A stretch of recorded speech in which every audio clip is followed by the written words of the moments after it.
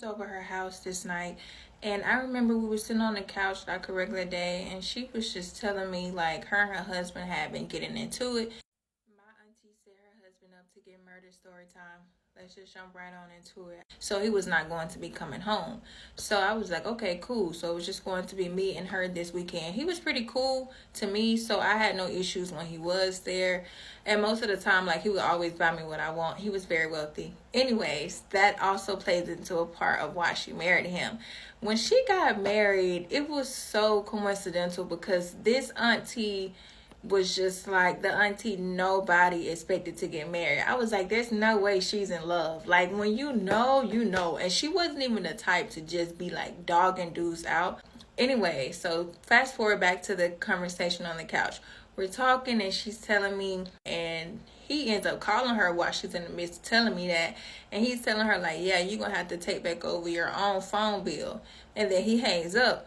And it was like she was trying to call him back, and she got a call from an unknown number. And the unknown number was his baby mama. She didn't know about this baby mama. So this girl was just like, I found your number in his phone. And she was just introducing herself. She actually was very sweet. She was not going off for anything. She just was wanting confirmation because she was like, he been trying to get back with me. And I just want to know who you are. Your name saved as Godma. So I wanted to know who you were.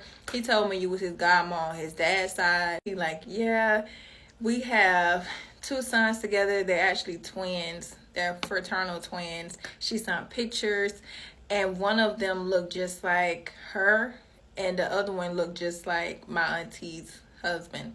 So my auntie was like, okay, hold on for a second, because we have been getting into it, but it's never been to this extent. Also, my auntie had recently had a miscarriage, but she don't want kids, so she wasn't like too phased on it, because it wasn't her intention to bring kids into the world.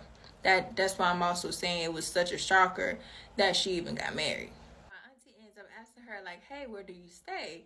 And the woman tells her where she stayed, and y'all, she stays 6 minutes down the road. So my auntie's like, okay, we finna come down there and meet you. So we go down there, we chatting it up. Meanwhile, she done got an alert that her husband done pulled up to the house. So he said that he wasn't coming home, but she just got alerted that he was there.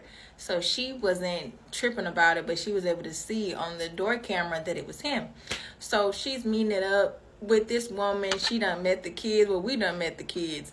And so fast forward to when we go back home, because basically just talked it out nicely, introduced themselves. My auntie did to her that she was married, and she was like, we gonna talk about the kids and stuff later. I just wanted to get this knowledge, and we gonna move on. I'm finna go off on him, and then I can come back to you when I'm more calm with a clear headspace, which I feel like was very respectful to do, because I don't know if the woman know or knew. I feel like she did, but we not the type to fight over men regardless. Move the show along. We end up driving back home, and all the lights are off. So he done turned off all the lights in the house. So he was around the back of the house flicking with the box to turn off all the lights. So he ended up like banging on one of the windows. So she locks all the doors, and she tells me to just go get in the car.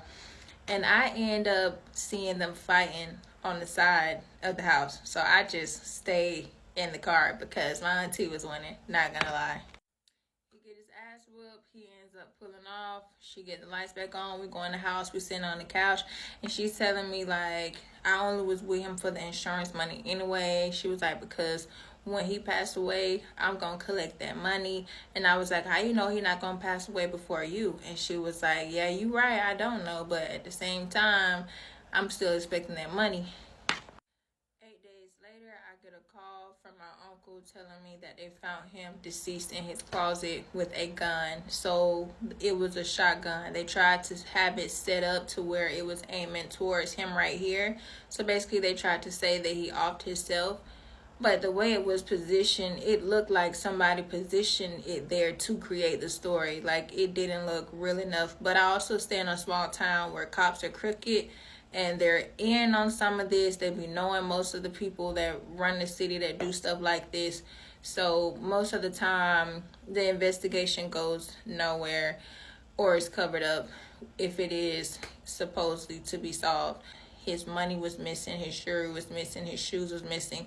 Everything in the house that was touched was only his things. Like nothing else was touched. It was only his items.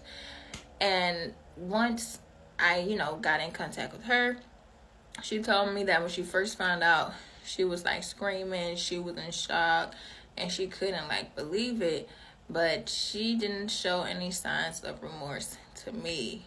And she's Haitian, and all I know is that once they do some spiritual work to get you up out of here, you're out of here. And the thing about spirituality is they can make it to where another physical person does it so it's not traced, because police are not going to put magic down on paper.